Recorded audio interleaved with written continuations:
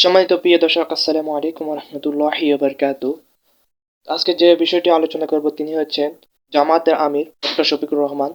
তিনি অসাধারণ একটি আলোচনা করেছেন, তো অবশ্যই ভিডিওটা শেষ পর্যন্ত দেখে যাবেন। চলেন ভিডিওটা। আচ্ছা, আমাদের সম্পর্কে আল্লাহ তাআলার চাইতে কেউ কি বেশি বুঝে? এর সমান কেউ বুঝে?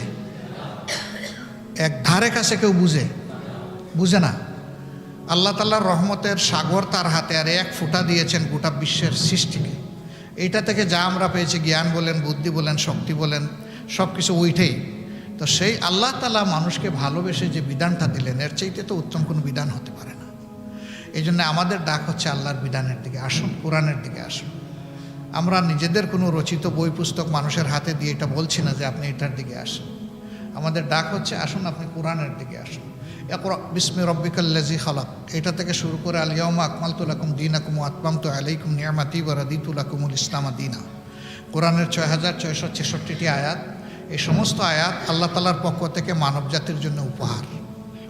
এই উপহার যে গ্রহণ করবে এবং এই উপহারের শুকরিয়া যে আদায় করবে সে সৌভাগ্যবান হবে, যে গ্রহণ করবে না, শুকরিয়া আদায় করবে না, সে দুর্ভাগা। আমরা দুর্ভাগা জাতি হয়ে থাকতে চাই না। আমরা এই জায়গাটাই ফিরে আসতে চাই। এত বড় জুমার মসজিদ, এখানে শত শত মানুষ মসজিদে হাজির হয়েছেন। এখানে আছেন, দোতলায় আছেন, তিনতলা আছে কিনা আমি জানি না। অনেক সময় মসজিদের ছাদেও লোকেরা থাকেন। এখানে কি কোনো মারামারি কিলাকিলি হয়? কেন হয় না? একজনকে ইমাম মানা হয়।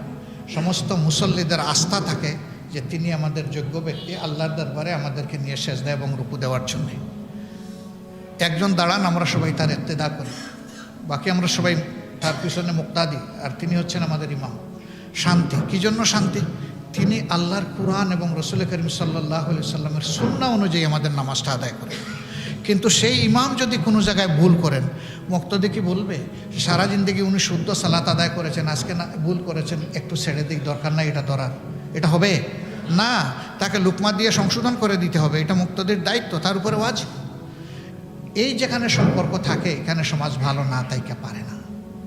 অর্থাৎ যারা সমাজ পরিচালনা করবেন তাদের উপর জনগণের আস্থা থাকতে হবে যে তিনি আমার আস্থার ভার বহন করার মতো যোগ্যতা তার আছে, তিনি সমস্ত মানুষকে তার হৃদয় দিয়ে গ্রহণ করার মতো মানসিকতা তার আছে।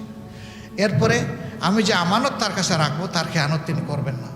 এতটুকু আস্থা না থাকলে সমাজের কোনো দায়িত্বশীল সমাজের কোনো উপকার করতে পারবে না এবং তার দ্বারা সমাজের শৃঙ্খলা ফিরে আসবে না। আবার যদি সবাই বলে যে আপনার নেতৃত্ব আমি মানি না, আমিই নেতা, এখানে সবাই যদি বলে যে ইমাম সাহেব বহু ইমামতি করছেন, আজকে আমারও সুযোগ দেন, আরেকজন ডান দিক থেকে বললো আমারে দেন, পিছন দিক থেকে বললো আমারে দেন, তাইলে কি মসজিদে এই সৌন্দর্য থাকবে? থাকবে না। এই নামাজটা কী জন্য? নামাজটা হচ্ছে মুমিনের সমাজ পরিচালনা করার জন্য। এই নামাজের শিক্ষা অনুযায়ী সমাজ চলবে। এই জন্যে মসজিদের মেহরাবে যিনি ইমামতি করবেন, আমরা চাই যে সমাজের ইমামতি তিনি করবেন, সমাজের ইমামতিটা তিনি করুন, আমরা ওইটা চাই। এই আখলাকের, এই চরিত্রের, এই ইলমের মানুষ, এই মুত্তাকি মানুষরা যখন সমাজ পরিচালনা করবে, নামাজ যেমন শান্তিপূর্ণ হয়, সুন্দর হয়, সমাজও শান্তির হবে, সুন্দর হবে ইনশাআল্লাহ। আমরা এমন একটি সমাজেরই স্বপ্ন দেখি। এখানে আমরা সমাজকে ধর্ম, বর্ণ, দলের ভিত্তিতে ভাগ ভাগ করার পক্ষে নই। আমরা সবাই মিলে এক। এই দেশ আল্লাহর দান, আমাদের প্রিয় বাংলাদেশ। আমরা এই দেশকে ভালোবাসবো, মানুষকে ভালোবাসবো এবং আল্লাহর যত সৃষ্টি এই জমিনের উপরে আছে, এই দেশের উপরে, অন্তত তাদেরকে আমরা ভালোবাসবো। কারণ মানুষ শুধু মানুষের জিম্মাদার না, মানুষ আল্লাহর সমস্ত সৃষ্টির জিম্মাদার। এই জন্যে মানুষের সব সৃষ্টি আল্লাহর গুলাম, কিন্তু মানুষকে আল্লাহ আলাদা একটা সিফত দান করেছেন যে মানুষ আল্লাহর খলিফা, আল্লাহর প্রতিনিধি।